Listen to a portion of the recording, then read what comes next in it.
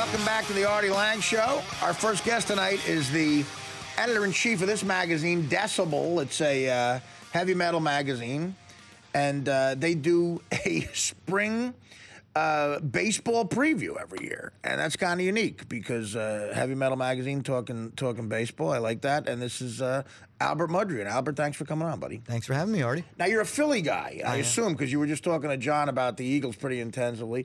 So now, okay, so describe, this is impressive stuff. You're a fan of heavy metal music. Right. And in 2004, you somehow start a print publication, again, like we were just talking, in this day of technology and the internet. 2004 was right around the time where maybe you couldn't still. I mean, now it's impossible. Yeah, the door was closing around 2004. Right. So how did this happen? How did all this start? Well, you know, I've been a lifelong heavy metal fan, and I've been working with print publications since about 2000, or actually since 1996 with Red Flag Media, Decibel's parent company.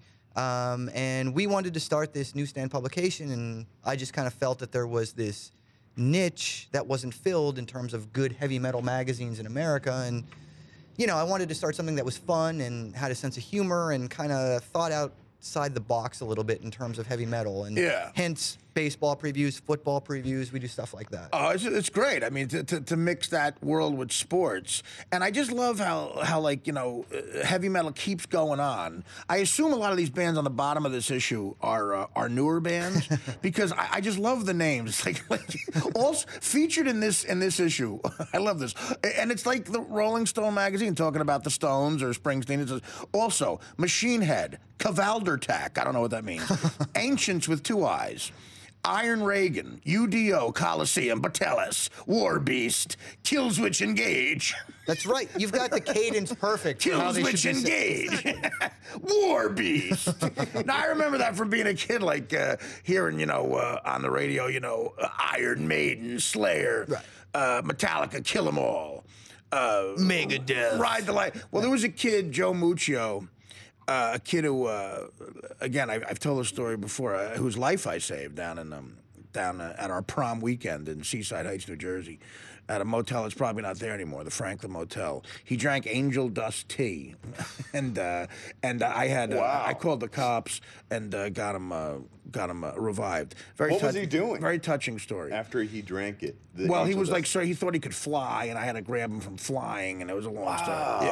Yeah, but his yearbook caption, it said, because he was also a nice Italian kid from a good family, so it said 666, number of the beast, maiden, ride the lightning, kill 'em all, metal, kill all posers, and then it says thanks, mom and dad. Well, he nailed it. Yeah, I mean, if that's my epitaph, I'm psyched. Why not? Yeah. Yeah. So you from the beginning of this this magazine, you thought you were going to get involved with sports, or how did that happen? Yeah, no, I always want to do something different because heavy metal is something that, in my mind anyway, it kind of takes itself a little too seriously at times. Yeah, so but that can be what's funny about it, though. Well, yeah. Well, I mean, I think that there's a self-awareness with what we do where we can kind of recognize that heavy metal is a little funny at times. Right. But at the same time, we want to speak authoritatively about it and have Decibel be a vessel for people who are heavy metal fans that they can trust. But at the same time, open it up to where maybe somebody who is like maybe on the periphery of things can kind of take some interest in it. And whether they get in the door via the baseball preview or the football preview or whatever, just basically explaining to them that, you know, we live and breathe this stuff, but we also have other interests. It's a great idea because it opens up to, you're right, exactly, it's probably exactly what it does. Right. Because I'm a guy who, in high school, I graduated in 1985, so I was right around that time. Like, musically, it was crazy at that time because rap was just starting, and heavy metal was, people got, like, a lot of my kids, my friends my age were so into Maiden and Slayer and all that stuff. But I was a guy, I liked Springsteen and the Stones and the Who, and I was a classic rock guy. But I love the world of heavy metal that takes itself seriously because like that metal show with Jimmy Florentine and those guys, I love because they will interview a drummer from, you know, War Beast as if he's, you know, Mick Jagger. and I love that I love that there's a magazine that celebrates this intensely. But now, are you a baseball fan? Yeah, I'm a hardcore baseball fan. Well, I could tell the way you were talking to John about the Eagles. You love sports. I do. Yeah. I mean, my first love is actually baseball. My second love is football. Okay. But I've been a baseball fan since my parents took me to a Phillies game in 1982.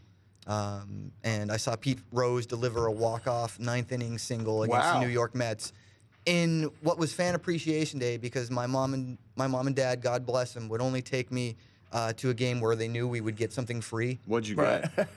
A keychain that had the 1983 Phillies schedule on it. Nice. Which it's not I in my went to a pocket Phillies right game now. too. I back Fan Appreciation Day. That's the same thing. Yeah. You get magnets, you get calendars? I think I got a bat or something. Did they give out like a little bat? Yeah. Well, And then that's the best thing. We were smashing It's the best thing to one give another. Yeah, right. but if you went, A weapon. if you went back in the vet days, they could come flying into the outfield. Oh, no, I know. That's The vet was, I got to say, I saw a couple of games at those stadiums that were built at the same time, those multi-purpose, Three Rivers in Pittsburgh, the vet, Riverfront. Front in They're Cincinnati. so awful to play on.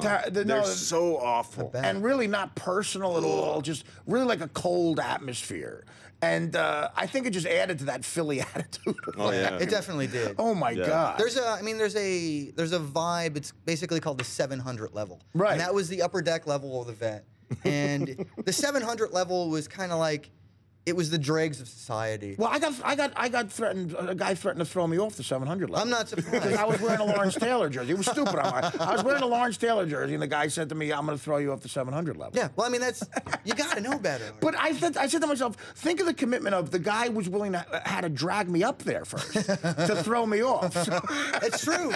Like I think there's a begrudging respect also from Philly fans if somebody enters hostile enemy territory like that, you're kind of like, all right, you've made it this far, you can survive. Philly fans though are extraordinarily crazy. Now I know this even from stand-up too. That's true. Can you explain that phenomenon at all? Like, what goes on down there? I think a lot of it had to do with the frustration of a lack of titles between 1980 and 2008. It was a 28-year drought. So why aren't Cub fans that crazy? Because Cubs, I mean, Wrigley Field's just a big party, man. That's true. I mean, Wrigley Field's a party. That's true. It's got personality. If you're losing and you're going to the vet. Right. You're from the Northeast. You're from the Northeast. You understand how it's different here. Yeah. Like, we live and breathe this stuff. It's a good point. And, like, if you're in the Midwest, like the Cubs, it's like, oh, well, it's a nice day. I'll just catch some rays afterwards and get over the fact that. It is a very, I went to a Cub game last year. And they were horrible, and they got beat. But you would have thought everybody was at a pleasant picnic. Yeah, nobody cares. And it was sold out. Yeah. Yeah.